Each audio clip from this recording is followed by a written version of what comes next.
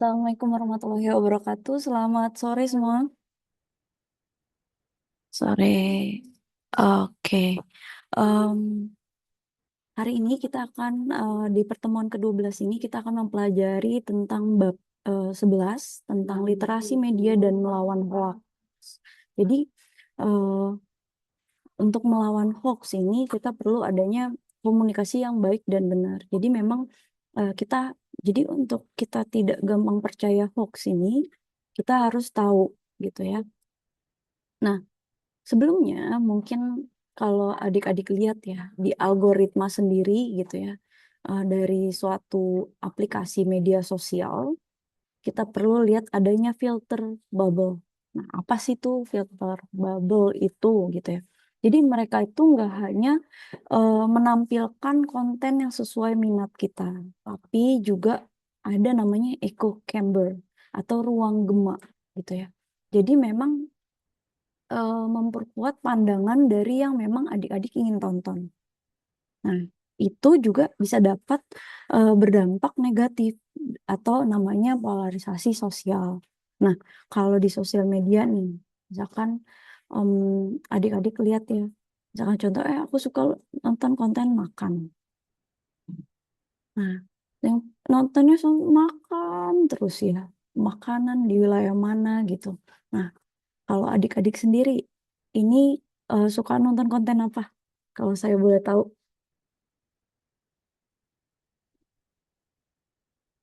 konten yang disukai, Desvita, Risan, sama Virus, sukanya apa nih kontennya di sosial media? Nontonnya sukanya apa gitu ya?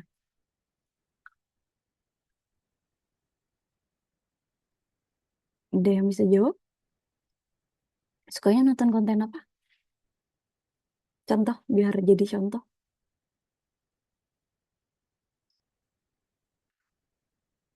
Kalau saya sendiri sih lebih ke suka nonton ini sih Bu, kayak pendakian-pendakian gitu sih Bu. Kalau Oh, saya pribadi. horor nggak? Ya juga sih ada podcast horor juga Bu. Nah, kan itu podcast horornya itu termasuk juga dari si echo chambernya ini atau namanya ruang gema. Jadi misalkan, oh saya sukanya naik gunung Bu, tonton konten naik gunung gitu ya. Nah, itu mereka memfilter gitu ya. Tapi pasti kalau kita naik gunung aja, kita tonton tuh, oh naik gunung A, B, C, itu akan bosan gitu ya. Oleh karena itu, sosial media memang membuat si ruang gema ini yang oh dia suka nonton konten naik gunung gitu ya. Akhirnya ada konten yang membuat misalkan horor. Nah, ini yang membuat mungkin ya kalau memang orangnya kuat gitu ya, dia itu nggak berdampak negatif.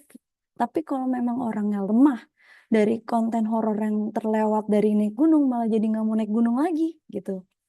Itu yang bisa berdampak pada diri masing-masing orang sendiri. Nah, itu yang mesti kita pelajari di situ.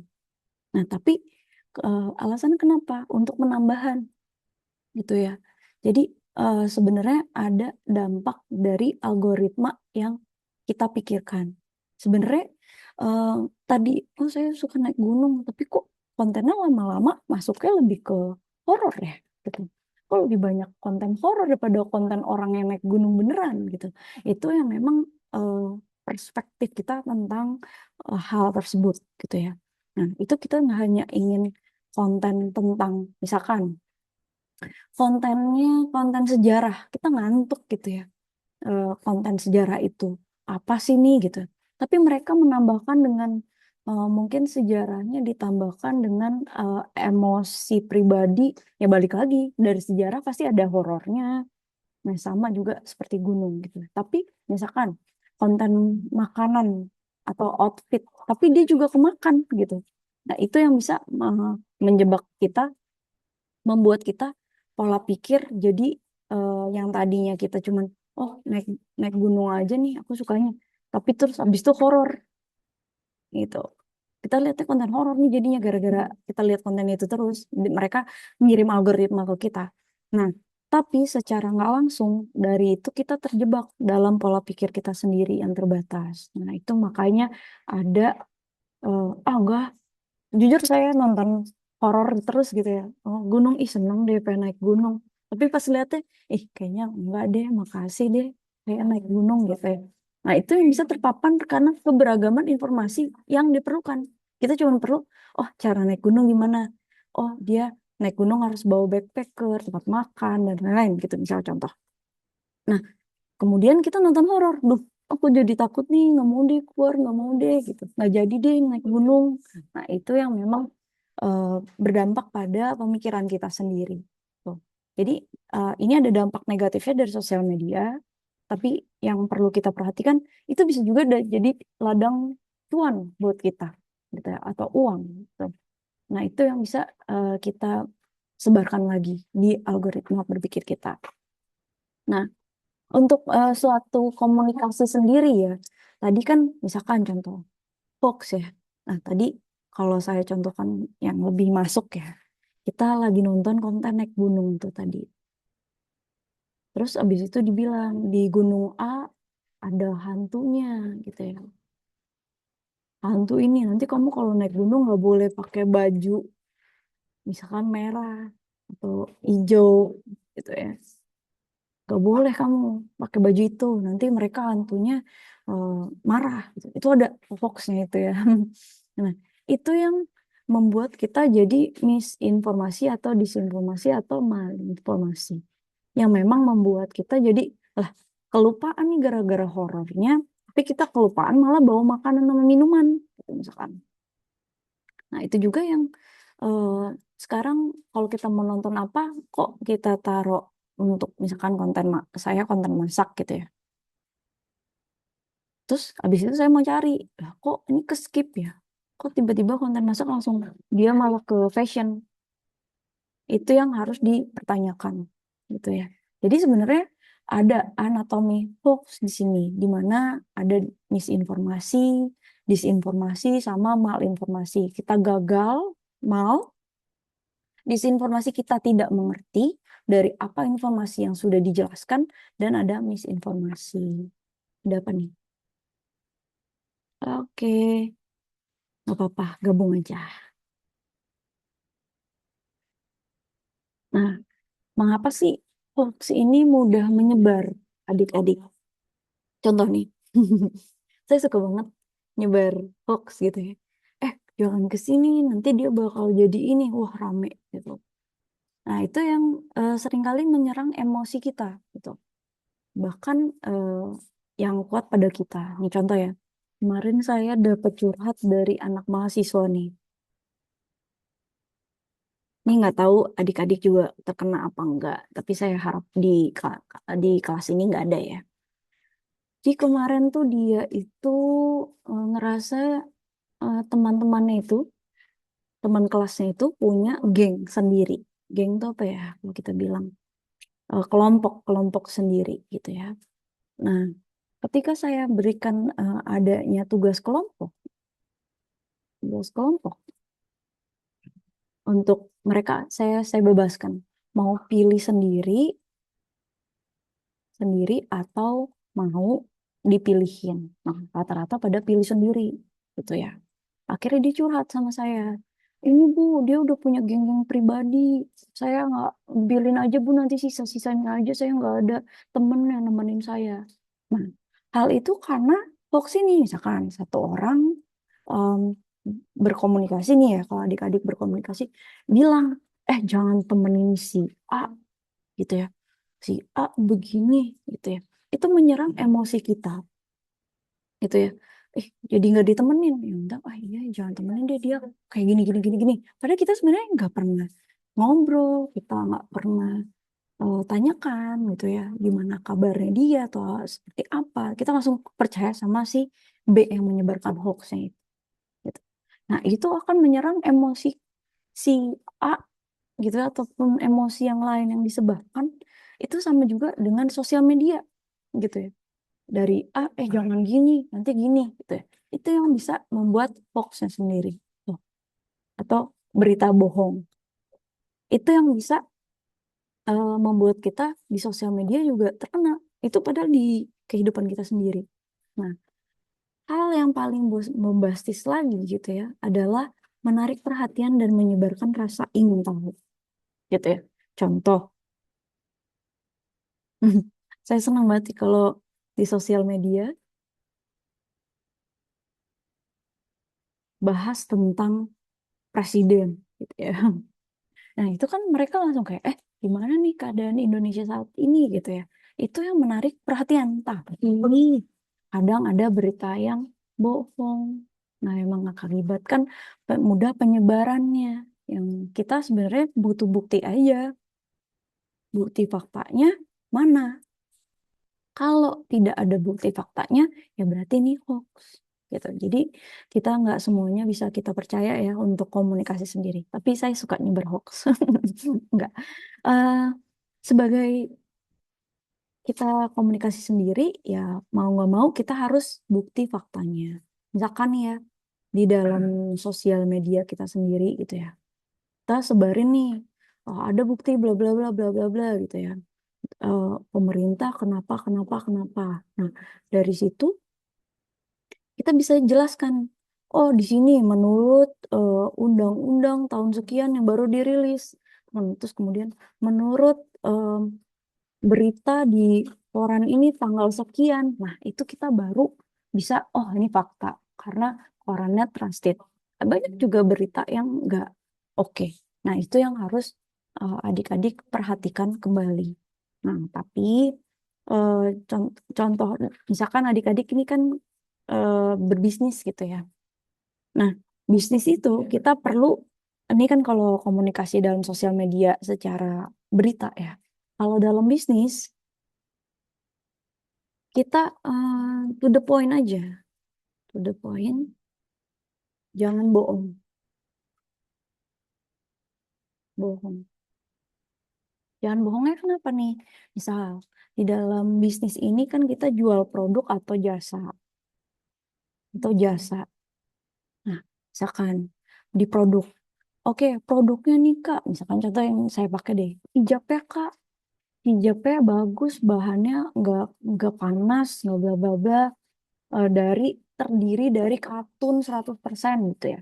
Ternyata eh, kita berbisnisnya itu hijabnya nggak dari katun 100%, tapi dia dari polyester gitu ya. Yang ternyata polyester itu panas gitu ya. Nah, itu yang menyebabkan eh, orang-orang yang memakai ini eh, bisnisnya atau tokonya nggak trusted nih karena hijabnya nggak enak bahannya. Bilangnya katanya 100% katun, tapi ternyata polyester gitu. Itu yang jangan sampai bohong. Atau juga misalkan kita kasih taunya warna, kita jualnya warna pink. Ternyata kita dikirimnya warna biru gitu. Orang pasti yang beli pink itu suka pink itu akan marah. Nah, itu yang jangan sampai kita, ready kah ready, pink ready. Ternyata nggak ready gitu saat live gitu. Nah, itu yang adik-adik dapat lihat kembali. Nah, teknik untuk fakta, untuk checking kita ya. Jadi sebenarnya kita selalu skeptis. Jadi terhadap informasi yang memang bombastis gitu ya. Nah, biasanya gini, bener nggak nih gitu? Bener nggak nih? Skeptis tuh, bertanya-tanya. Nggak percaya, mudah tidak percaya gitu ya. Bener nggak nih informasinya?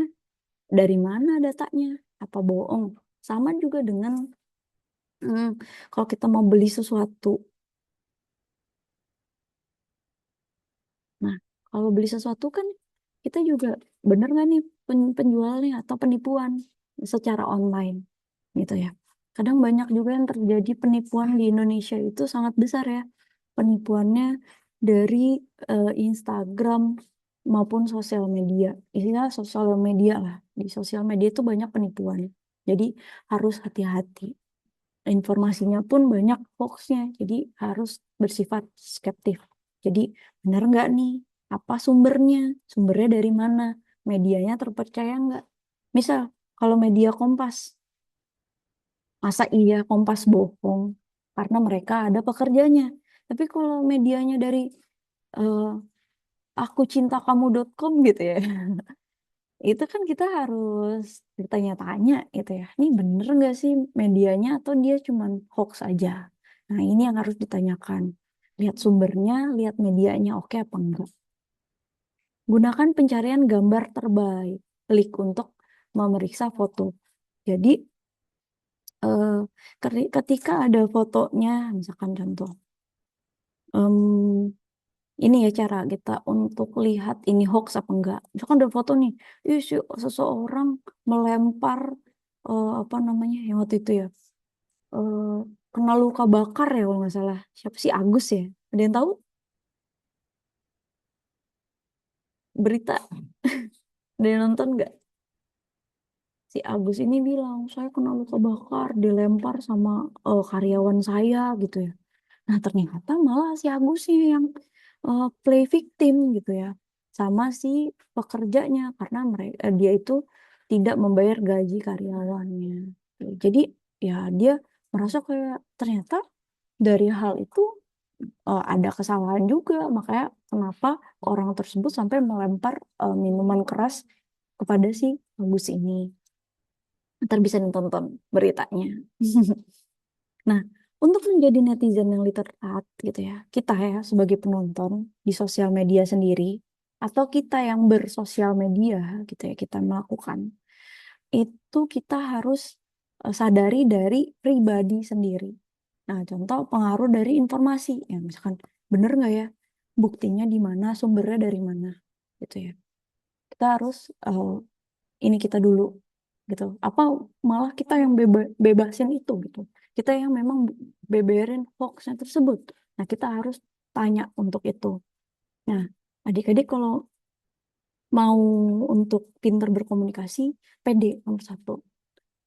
Pede dulu eh, ngobrol gitu ya sering untuk melihat untuk orang yang public speaking gitu ya. Nah itu bisa berpengaruh pada pribadi kita juga di sosial media mana sumbernya, mana bukti dari mana. Eh, dari eh, perusahaan apa, misalkan Kompas kan kita udah pada kenal gitu ya. Atau misalkan kita dari pribadi kita sendiri tapi tidak menyebar hal yang lain yang melebih-lebihkan gitu. Jadi itu yang bisa ikutin sudut pandang kita untuk memperluas wawasan kita. Nah, kita bisa baca-baca mungkin di sosial media, terus berpikir dua kali sebelum komentar atau membagikan konten emosional. Nah, ini ya, hati-hati banyak orang yang termasuk jurang ya karena konten emosional ini. Mau tahu contohnya? Ini contohnya ada mbak-mbak yang diselingkuhi suaminya pilot. Tahu nggak? Ada yang tahu? Ibu-ibu diselingkuhi, selingkuhi, selingkuhi sama suaminya si pilot itu pilotnya bermain dengan pramugari gitu lewat Gojek. Chat Gojek. Ya. Jadi chatnya ada Gojek apa Discord gitu. Nah, itu kita mesti lihat dia ibunya tuh langsung marah-marah di sosial media, langsung hits ya naik uh, beritanya. Tapi setelah itu uh, tiba-tiba dia rujuk sama si suaminya ini. Nah, berakhir apa? Kontennya dia semuanya penuh dengan um, komen negatif. Gitu. Negatifnya apa? Negatifnya, udah tahu selingkuh, masih mbet aja hamil lagi anak kedua. Nah, itu yang harus berpikir dua kali sebelum kita membagikan konten emosional kita kepada sosial media. Gitu. Sebelum juga berkomentar, kita harus pikirin dua, tiga, empat kali lagi. Karena bisa aja kita yang terkena em, apa buzzer atau serangan dari orang-orang yang lain. Nah, itu yang harus kita perhatikan. Ada yang pernah di sini eh, tulis status langsung diomelin netizen gitu atau dihujat? Ada yang pernah nggak?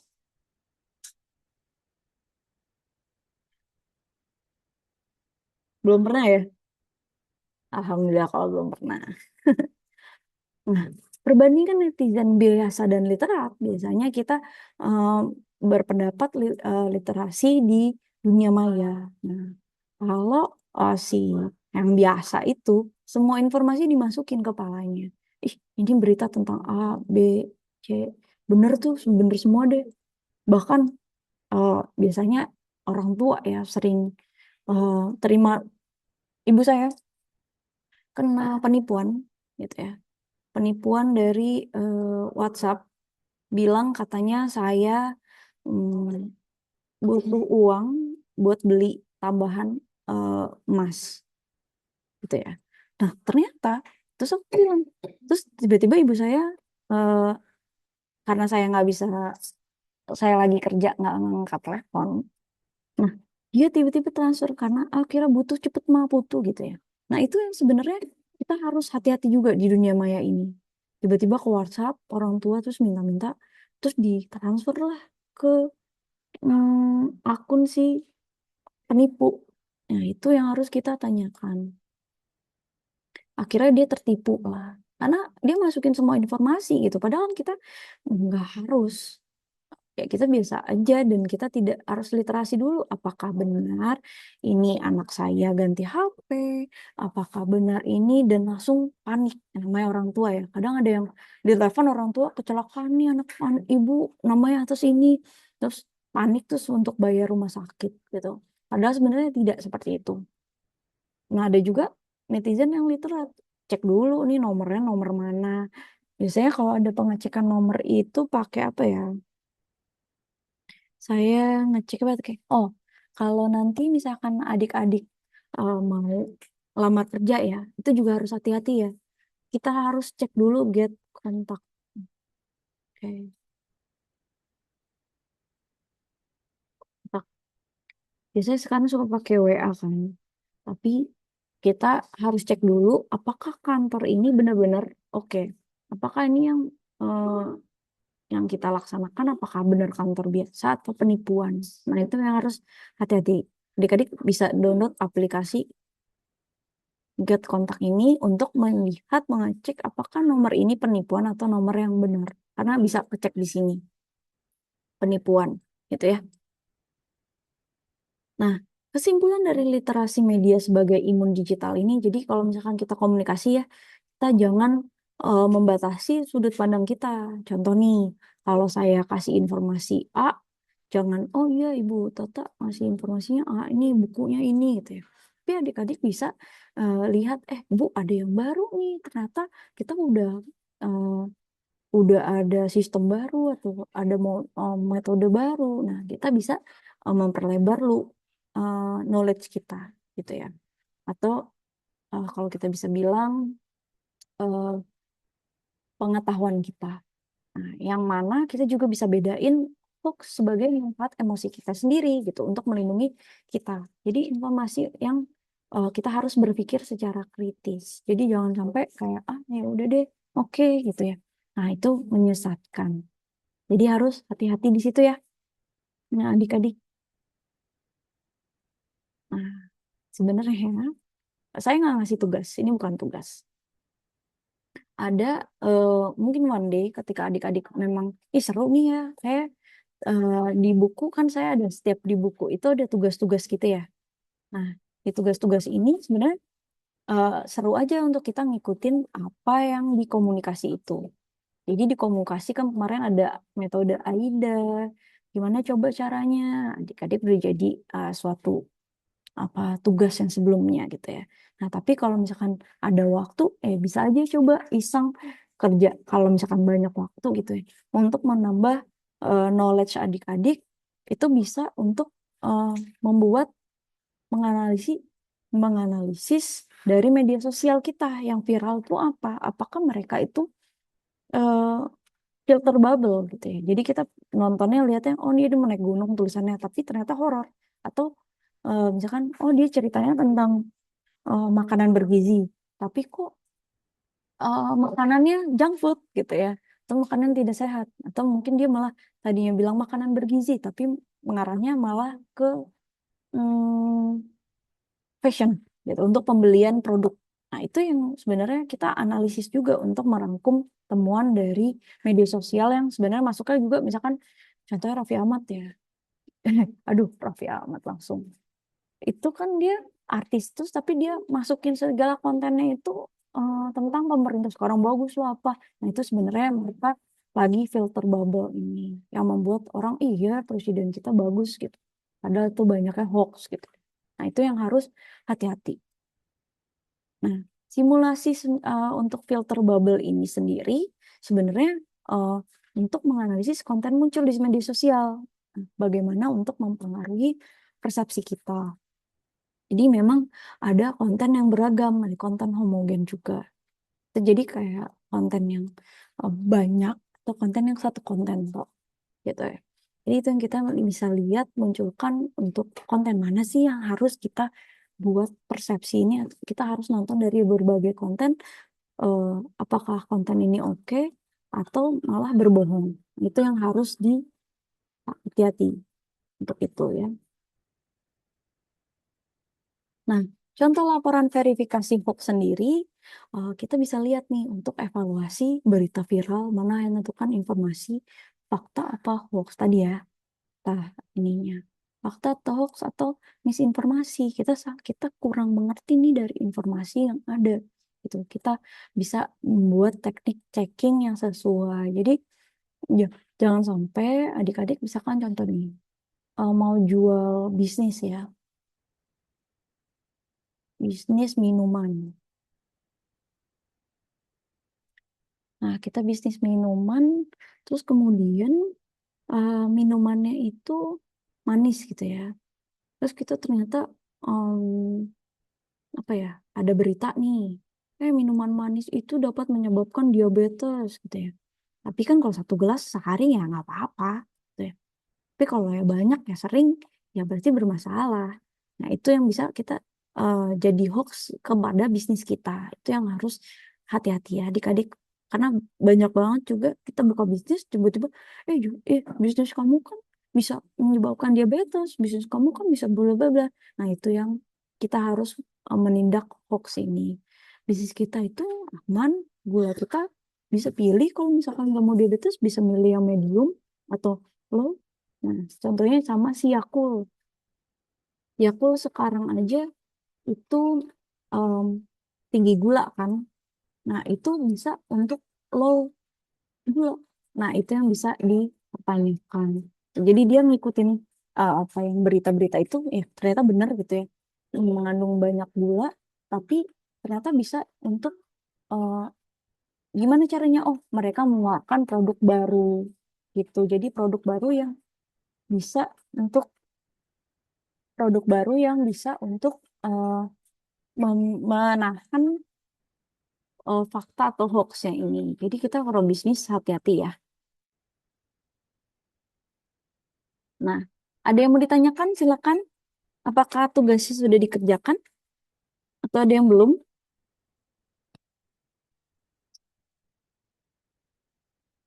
Ada yang mau ditanyakan?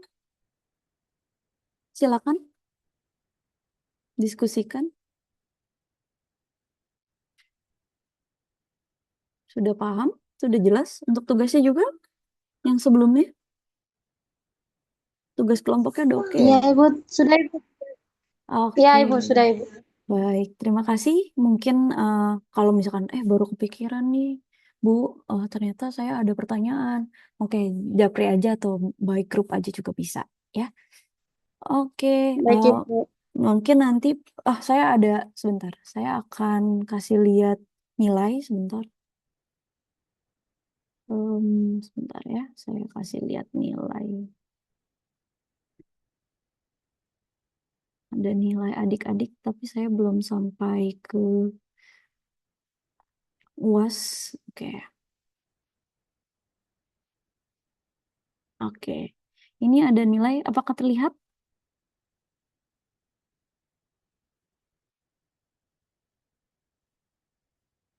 Nah, jadi ini Sudah, Ibu. ada nilai-nilai yang kalau kayak gini berarti tidak mengerjakan gitu ya. Nah, kalau misalkan ada yang merasa nilainya kurang gitu, tapi saya rasa ini udah di atas 70 semua, jadi udah oke ya.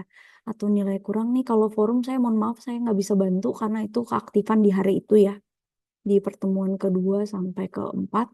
Jadi saya tidak dapat membantu untuk membukakan karena itu keaktifan di hari itu. Nah, ini ada yang kosong-kosong gitu ya, atau ada yang tidak mengerjakan. Tapi saya rasa sih udah ya. Untuk tugas juga sudah dikumpulkan semua ya. Mungkin ada yang mau bertanya? untuk di sini? Udah oke semua ya? Cuman memang ada beberapa yang tidak mengerjakan. Nah, itu saya kasih waktu tapi nilainya tidak bisa full gitu ya. Alasannya kenapa? Karena keterlambatan yang jauh. Kalau forum saya mohon maaf ya, nggak bisa bantu di forum. Saya bisa bantunya paling di tugas kuis karena 30%. Kalau forum kan kita masuknya ke penambahan juga untuk si di rata-rata gitu ya. Jadi UTS, UAS gitu ya. Oke baik, ada yang mau ditanyakan untuk di sini? Udah jelas semua? Atau nanti capri aja pribadi atau misalnya di grup ya? Atau ada yang kurang puas dengan nilainya? Karena beberapa ada yang memang tidak sesuai dari memang yang sudah diberikan jawabannya agak keluar dari jalur mungkin AI-nya salah atau apa. Karena saya sudah ngasih bukunya di situ biasanya ada jawabannya di situ. Jadi kalau misalkan di luar jawaban dari buku yang memang tiga tempat gitu ya keluar dari itu jawaban yang ngalur ngidul saya nilainya sesuai dengan hal tersebut. Oke, ada yang mau ditanyakan untuk hal yang lainnya? Jadi nanti misalkan mau ada yang, Bu, saya kayaknya kurang nih, Bu, nilainya. Saya boleh nilai yang mana nih gitu. Atau saya kemarin kayaknya kelupaan, Bu, saya udah hadir kok gitu. Nah, ntar bisa dicek kembali. Oke, sebelum UAS pokoknya nanti kita nilainya udah diakumulasi eh, sama UASnya. Jadi karena kehadiran harus dicek kehadiran 30%, tugas UAS kuis forum 30%, UTS UAS 2020. Oke? Eh, Jika memang sampai sini ada yang mau ditanyakan kembali? Apakah sudah jelas? Jadi nanti saya sebelum UAS kita nilainya udah masuk semua ya. Oke. Ada yang mau ditanyakan atau sudah paham? Jelas, Bu. Oke, baik. Terima kasih banyak. Eh, mungkin di pertemuan ke-15 kita 13 14 kan kita YouTube ya. Nanti pertemuan ke-15 saya akan menjelaskan untuk UASnya. Jadi harus hati-hati untuk menjawab UAS tersebut. Ada soal perhitungan seperti soal perhitungan. Ada soal untuk bagaimana adik-adik membuat suatu bisnis yang baik dari komunikasi tersebut. Intinya gitulah. Gitu. Oke, baik. Terima kasih banyak. Saya tutup pertemuan hari ini. Assalamualaikum warahmatullahi wabarakatuh. Selamat siang Ibu, terima kasih Bu. Baik. Waalaikumsalam warahmatullahi wabarakatuh. Ya, terima kasih.